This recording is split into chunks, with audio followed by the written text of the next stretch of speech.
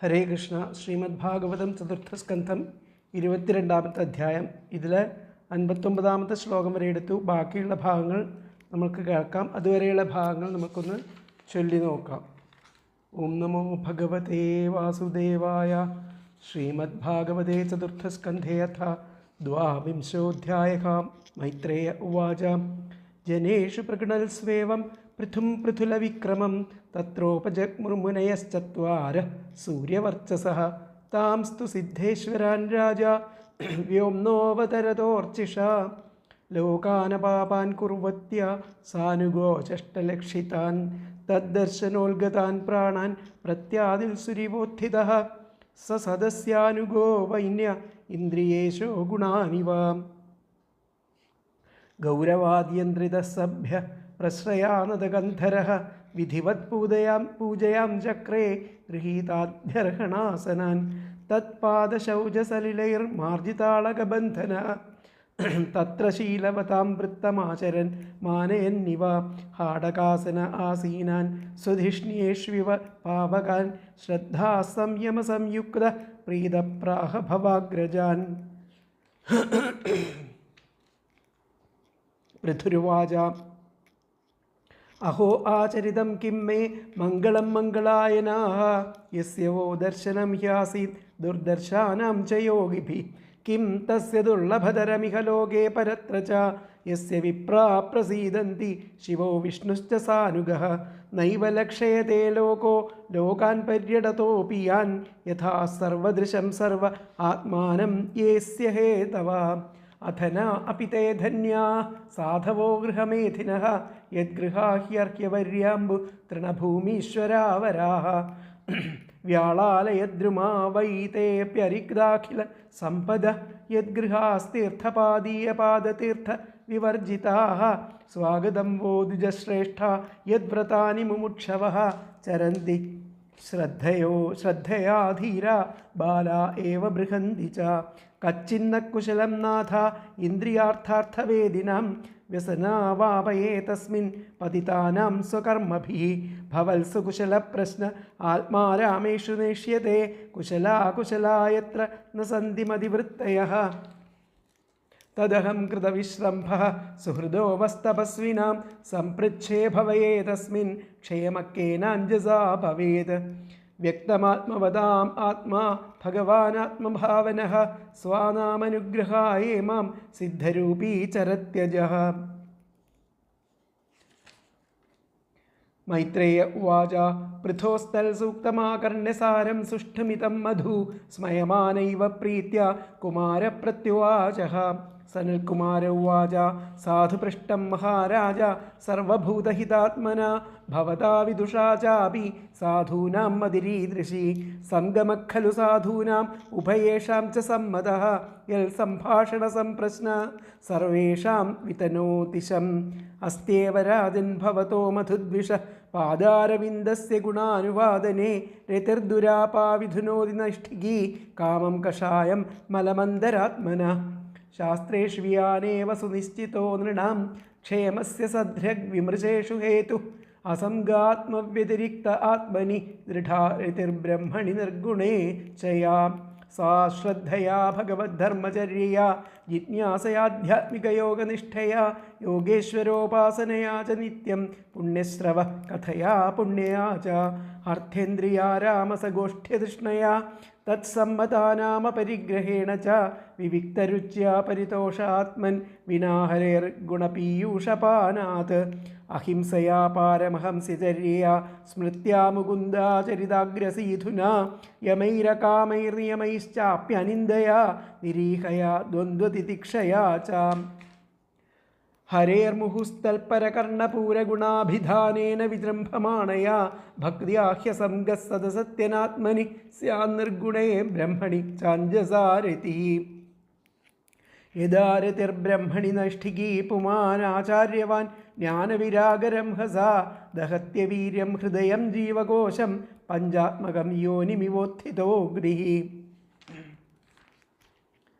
ദഗ്ധാശയോ മുക്തസമസ്തതൽഗുണോ നൈവാത്മനോ ബഹിരന്തർവിചഷ്ടേ പരാത്മനോര്യദ്വ്യവധാ ആത്മനോര്യവധാനം പുരസ്താത് സ്വപ്നേ യഥാ പുരുഷസ്തദ്വിനാശേ ആത്മാനമിന്ദ്രിയാർത്ഥം ച പരം യദുഭയോരപി സത്യാശയോപാധൗ വൈ പുമാൻ പശ്യതി നാന്യതാ നിമിത്തേ സതി സർവത്ര ജലാദാവപി പൂരുഷഃ ആത്മനശ്ച പരസ്യാപി ഭിദാം പശ്യതി നാന്യതാ ഇന്ദ്രിയൈർവിഷയാകൃഷ്ടൈരാക്ഷിപ്തം ധ്യായതാം മനഃ ചേതനാം ഹരത്തെ ബുദ്ധേ സ്തംഭസ്തോയമിവ ഹ്രദാത് ഭ്രശ്യത്യനുസ്മൃതിശ്ചിത്തം ജ്ഞാനഭ്രംശസ്മൃതിക്ഷയേ തദ്രോധം കവയ പ്രാഹുരാത്മാപന്നവമാത്മന നാദപരതരോ ലോകേ പുംസസ്വാർത്ഥവ്യതിക്രമഃ യദധ്യന്യസ്യ പ്രേയസ്ത്വമാത്മനഃ സ്വവ്യതിക്രമാത് അർത്ഥേന്ദ്രിയാർത്ഥാഭിധ്യാനം സർവാർത്ഥാപന്നവോ നൃണാം ഭ്രംശിതോ ജ്ഞാനവിജ്ഞാനോദ്യേനാവിശതി മുഖ്യതാം ന കുര്യാത് കർഹിജിൽ സംഗം തമസ്തീവ്രം തിതീരിഷു ധർമാർത്ഥകാമമോക്ഷാണാം യദത്യന്തവിഘാതകം തത്രാപി മോക്ഷ ഏവാർത്ഥ ആത്യന്തികതയേഷ്യത്തെ ത്രൈവർഗ്യോർത്ഥോ യതോ നിത്യം കൃതാന്തഭയസംയുതഃ പരേവരേ ച യേ ഭാവാ ഗുണവ്യതികരാദനു ന തേഷാം വിദ്യതേ ക്ഷേമം ഈശവിധ്വംസിതാശിഷാം തത്വം നരേന്ദ്രജഗദാമധതസ്ഥുഷാം ച ദേഹേന്ദ്രിയാസുധിഷണാത്മഭിരാവൃതാനാം യക്ഷേത്രവിത്തപദയാ ഹൃദി വിശ്വഗാവി പ്രത്യക്ഷകാസ്തി ഭഗവാൻ സ്തമവേഹി സോസ്മി യസ്മിന്നിദം സദസദാത്മതയാ വിഭാതി മായാവിവേകവിധുതിസ്രജിവാഹി ബുദ്ധി തം നിത്യമുക്തപരിശുദ്ധവിബുദ്ധതത്വം പ്രത്യൂഢകർമ്മകലിലപ്രകൃതിം പ്രപദ്യേ യൽപാദപങ്കജപലാശവിലാസഭക്തിയാ കർമാശയം ഗ്രഥിതമുദ്ഗ്രഥയന്തി സന്ത തദ്വന്നരിക്തമതയോ യതയോപി രുദ്ധസ്രോതോ ഗണാസ്തമരണം ഭജ വാസുദേവം കൃച്ഛ്രോ മഹാനിഹ ഭവാണ്ഡവമപ്ലവേശാം ഷഡ്വർഗനക്രമസുഖേന തിതീരിഷന്തി തത്വം ഹരേർഭഗവതോ ഭജനീയമഘ്രിം കൃത്വോടുപം വ്യസനമുത്തരദുസ്തരാർണം മൈത്രേയ ഉവാച ഏവം സ ബ്രഹ്മപുത്രേണ കുമാരേണാത്മമേധസാ ദർശിതാത്മഗതിഃ സമ്യക് പ്രശസ്യോവാച തം നൃപഃ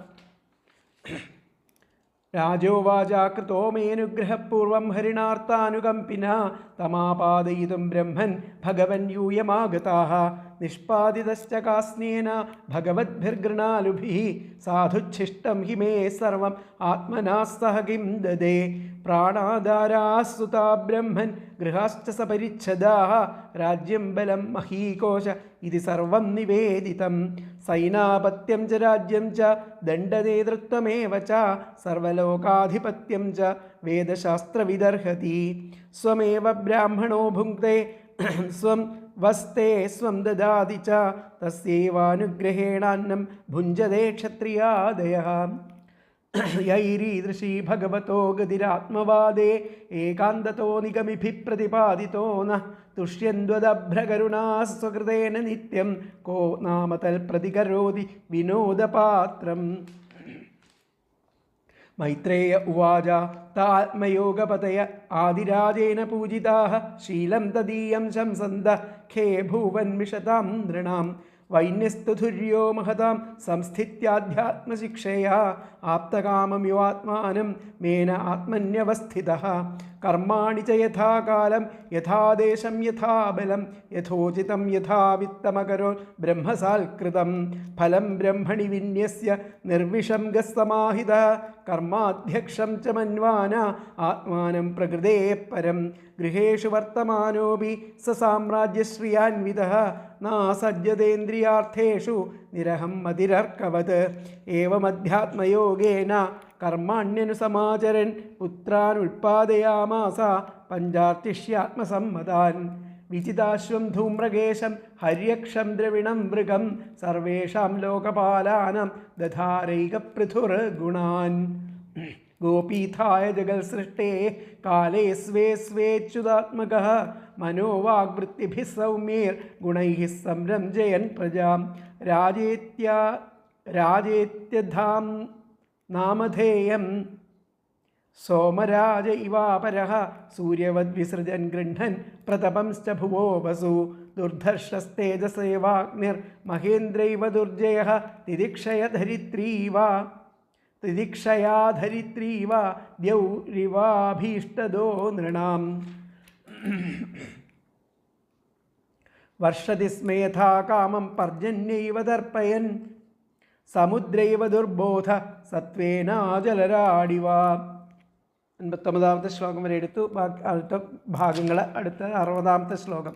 ധർമ്മരാടിവ ശിക്ഷായാമാശ്ചര്യേഹിമവാനിവ കുബേരൈവ കോശാഢ്യോ ഗുപ്താർത്ഥോ വരുണോ യഥാ.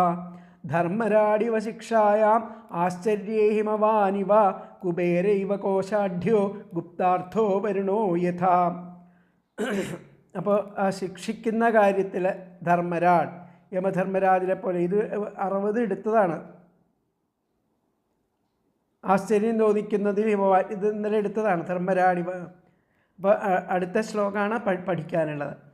മാതിരിശ്വേവ സർവാത്മാ ബലേന സഹ സൗജസ അവിഷഹ്യതയാ ദേവോ ഭഗവാൻ ഭൂതരാടിവ.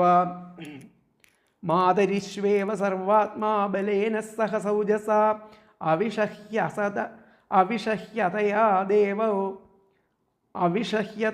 ദേവോ ഭഗവാൻ ഭൂതരാടിവ. ഒന്നുകൂടി ചൊല്ലാം.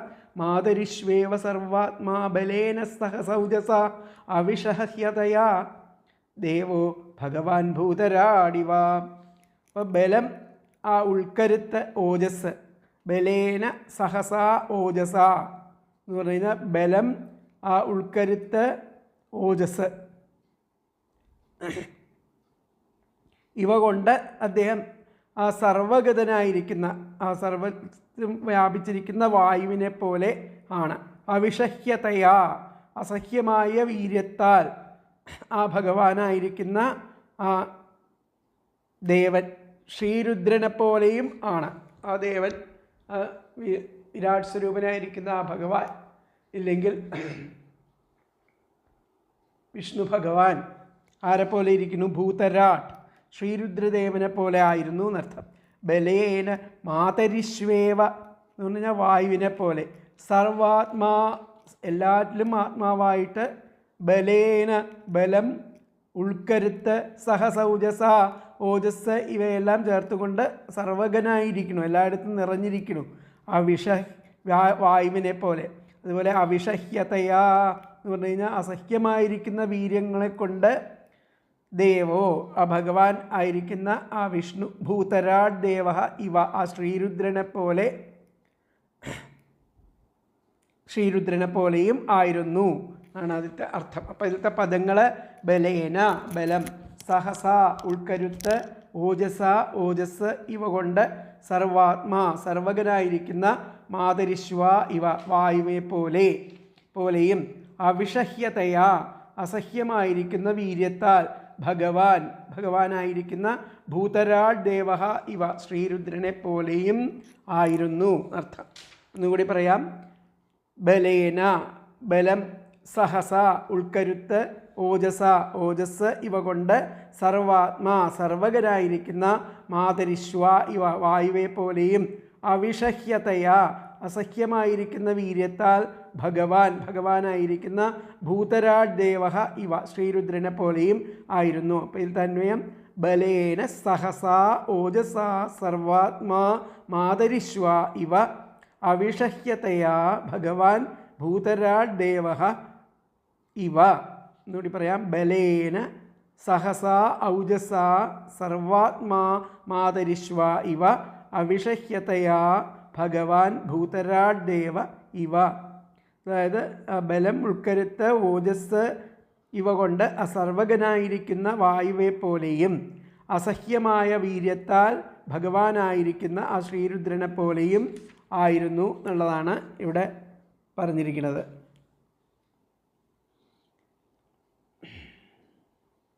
അപ്പോൾ ബലം, മനഃശക്തി, ഓജസ് ഇത്യാദികൾ സർവവ്യാപിയായിരിക്കുന്ന വായുവിൻ്റേതിനോട് തുല്യം ആയിരുന്നു. അസഹ്യമായിരുന്ന ശക്തിവിശേഷത്താൽ പരമേശ്വരനോട് തുല്യം ആയിരുന്നു എന്നുള്ളതാണ് ഈ ശ്ലോകത്തിൽ പറയുന്നതിൻ്റെ അർത്ഥം. 60-ാമത്തെ ശ്ലോകത്തിൽ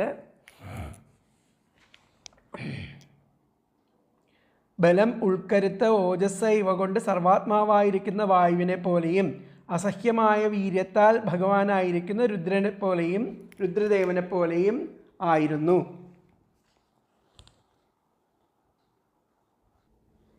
അപ്പോൾ ജനങ്ങൾക്ക് ദേഹബലം, മനോബലം, ഇന്ദ്രിയബലം എന്നിവയെ നൽകുവാൻ തക്കവിധം പരിപാലിക്കുന്നവനായിരിക്കുന്നതിനാൽ സർവാത്മാവായിരിക്കുന്ന വായുവിനോട് സദൃശൻ ആയിരുന്നു.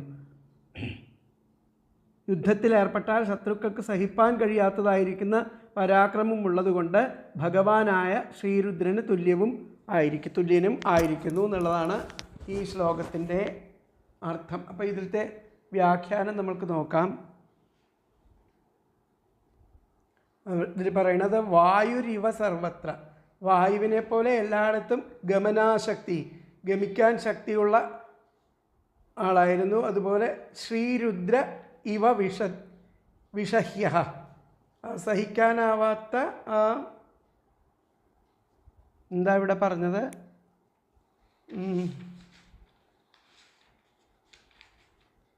ബലം,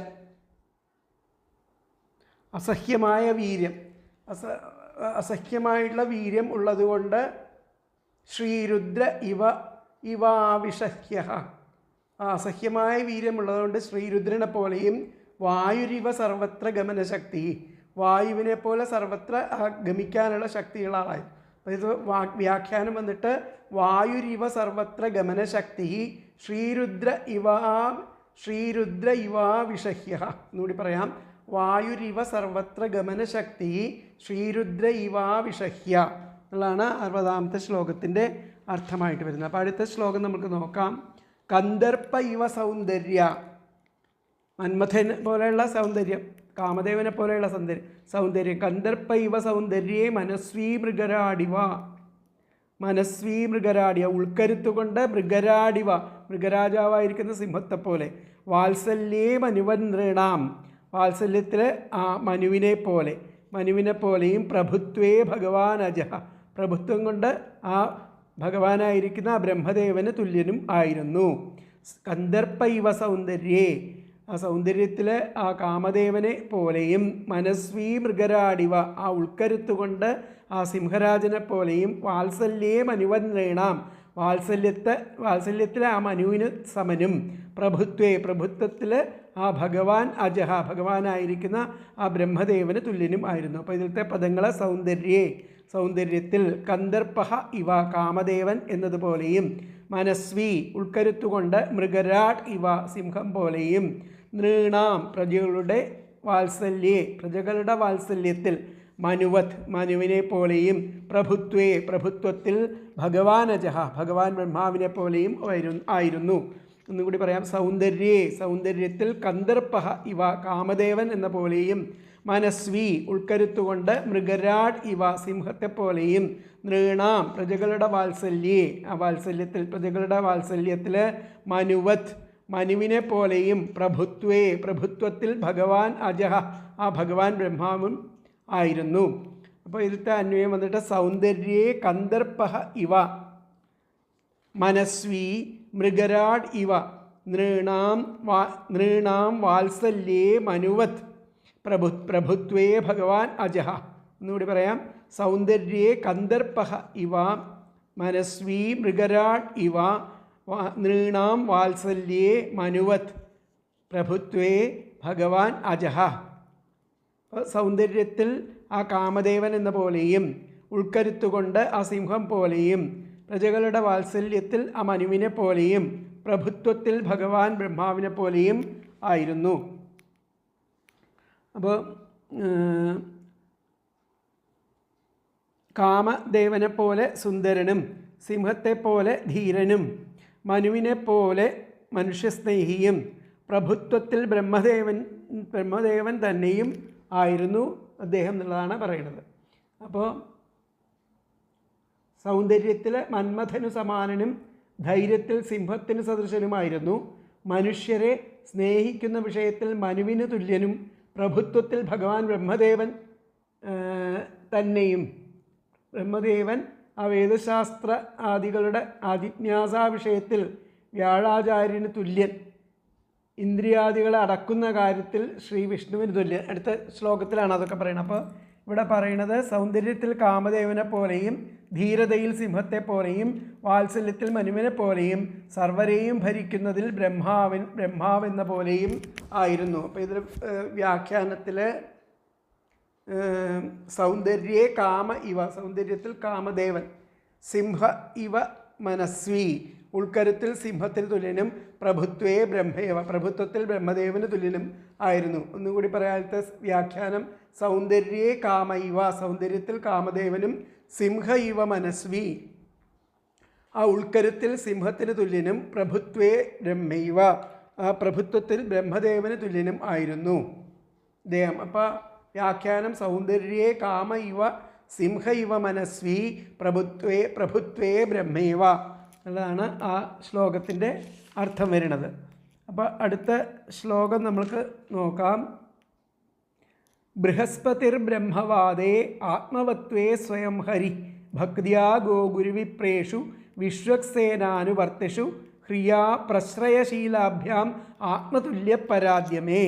അപ്പോൾ ബ്രഹ്മവാദേ, ആ വേദജ്ഞാനത്തിൽ ആർക്ക് തുല്യമാണ്? ബൃഹസ്പതിക്ക് തുല്യം, ദേവഗുരുവായിരിക്കുന്ന ബൃഹസ്പതിക്ക് തുല്യം. ആത്മവത്വേ, ആത്മനിയന്ത്രണത്തിൽ മഹാവിഷ്ണുവിന് തുല്യം. ഹരി, ആത്മവത്വേ സ്വയം ഹരി, സ്വയം മഹാവിഷ്ണുവിന് തുല്യം. ഭക്തിയാ, ഭക്തിയിലോ ഭക്തിയാ ഗോഗുരുവിപ്രേഷു, അപ്പോൾ ഗോക്കൾ, ആ ബ്രാഹ്മണർ എന്നിവരിലും പിന്നെ വിശ്വക്സേനാനുവർത്തിഷു, ആ വൈഷ്ണവരിലും ഉള്ള ആ ഭക്തി ഇവരിലൊക്കെ ഉള്ള പോലെ ഗോക്കൾ, ബ്രാഹ്മണർ, അതുപോലെ വൈഷ്ണവർ ഇവരിലുള്ള ഭക്തി. ഹ്രിയ, ലജ്ജാശീലം, വിനയം, പ്രശ്രയശീലം, ഹ്രിയ പ്രശ്രയശീലാഭ്യാം ആത്മതുല്യം, പരോപകാരം എന്നിവയിലെല്ലാം തനിക്ക് താൻ തുല്യനുമായിരുന്നു, തനിക്ക് തന്നെ തുല്യനായിരുന്നു. അത്രയ്ക്കും പ്രസിദ്ധനായിരുന്നു ആ പൃഥു മഹാരാജാവ്.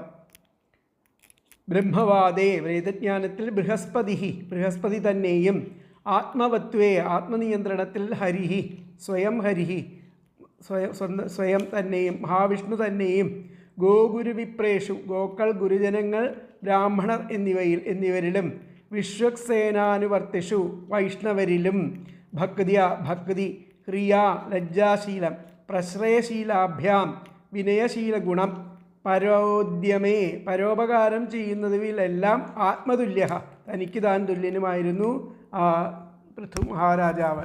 ഒന്നുകൂടി പറയാം. ബ്രഹ്മവാദേ, വേദജ്ഞാനത്തിൽ ബൃഹസ്പതിക്ക് തുല്യവും, ബൃഹസ്പതിർ ബ്രഹ്മവാദേ. പിന്നെ ആത്മവത്വേ, ആത്മനിയന്ത്രണത്തിൽ ഹരിഹി, ആത്മവത്വേ സ്വയം ഹരിഹി. പിന്നെ ഭക്തിയാ ഗോഗുരുവിപ്രേഷു, ആ ഗോഗുരുവിപ്രേഷു, ഗോക്കൾ, ഗുരുജനങ്ങൾ, ബ്രാഹ്മണർ എന്നിവരിലും, വിശ്വക്സേനാനുവർത്തിഷു, വൈഷ്ണവരിലും ഉള്ള ഭക്തിയ, ആ ഭക്തി. പിന്നെ ഹ്രിയ, ലജ്ജാശീലം, പ്രശ്രയശീലാഭ്യാം, വിനയശീലഗുണം, പരോദ്യമേ, പരോപകാരം എന്നിവയിലെല്ലാം ആത്മതുല്യ, തനിക്ക് താൻ തുല്യനും ആയിരുന്നു. അപ്പോൾ തന്വേ വന്നിട്ട് ബ്രഹ്മവാദേ ബൃഹസ്പതി ആത്മവത്വേ ഹരിഹി സ്വയം, ആത്മവത്വേ ഹരിഹി സ്വയം ഗോഗുരുവിപ്രേഷു ഗോഗുരുവിപ്രേഷു വിശ്വക്സേനാനുവർത്തിഷു ഭക്തിയാ ക്രിയാ പ്രശ്രയശീലാഭ്യാം പരോദ്യമേ ആത്മതുല്യം. ഒന്നുകൂടി പറയാം. ബ്രഹ്മവാദേ ബൃഹസ്പതി ആത്മതത്വേ ഹരി സ്വയം ഗോഗുരുവിപ്രേഷു വിശ്വക്സേനാനുവർത്തിഷു ഭക്തിയാ ഹ്രിയാ പ്രശ്രയശീലാഭ്യാം പരോദ്യമേ ആത്മതുല്യ.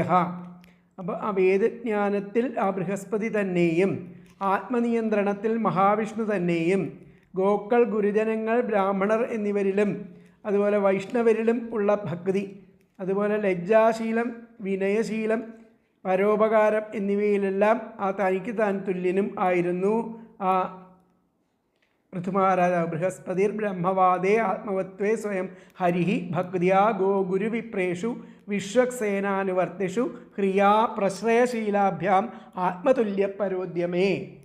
അപ്പോൾ ആ ബ്രഹ്മവാദത്തിൽ ബൃഹസ്പതിയും ജിതേന്ദ്രിയത്വത്തിൽ ആ സാക്ഷാൽ വിഷ്ണുവും ഗോ ഗുരു ബ്രാഹ്മണ ഭക്തന്മാരിലുള്ള ഭക്തിയാലും ആ കാര്യത്തിലുള്ള ലജ്ജയാലും വിനയം സൗശീലം എന്നിവയാലും തന്നോട് തന്നെ തുല്യനുമായി ഭവിച്ചു. മറ്റുള്ളവർക്ക് വേണ്ടിയുള്ള പ്രവൃത്തിയിലും നിരുപമൻ ആയിട്ട് വർത്തിച്ചു എന്നർത്ഥം. അപ്പോൾ വേദജ്ഞാനത്തിൽ അദ്ദേഹം മറ്റൊരു ബൃഹസ്പതി തന്നെയായിരുന്നു. ആത്മനിയന്ത്രണത്തിൽ മഹാവിഷ്ണു തന്നെ.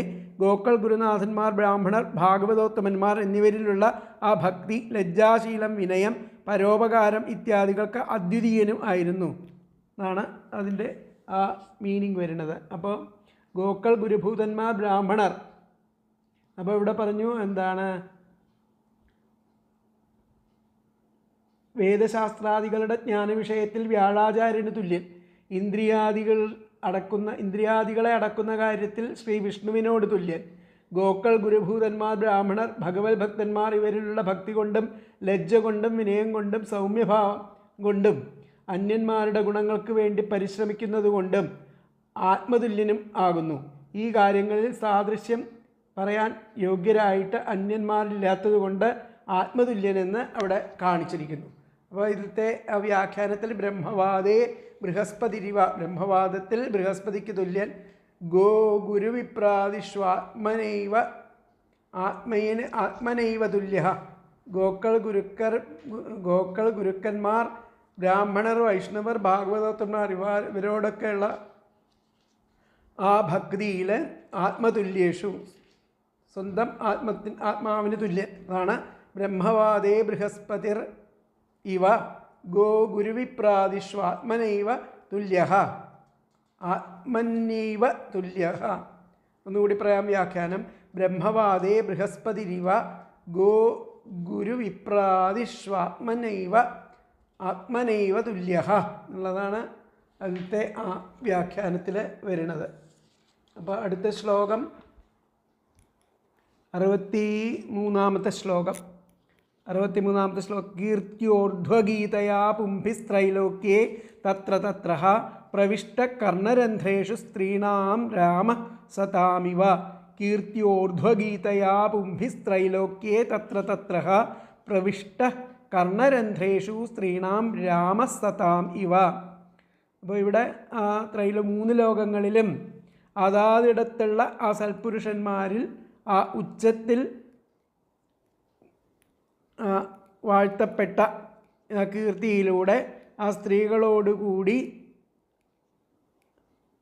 3 ലോകത്തിലും അതാതിടത്തുള്ള സൽപുരുഷന്മാരാൽ, 3 ലോകത്തിലും എല്ലായിടത്തുള്ള ആ സൽപുരുഷന്മാരാൽ ഉച്ചത്തിൽ വാഴ്ത്തപ്പെട്ട, ഇങ്ങനെ ഉച്ചത്തിൽ വാഴ്ത്തപ്പെട്ട് കീർത്തിയിലൂടെ ആ സ്ത്രീകളുടെയും കൂടെ ആ ചെവിദ്വാരങ്ങളിൽ കടന്നുകൂടിയിരിക്കുന്ന ആ അദ്ദേഹം ആ സജ്ജനങ്ങൾക്ക് ശ്രീരാമചന്ദ്രനെ എന്ന പോലെ ഭവിച്ചു.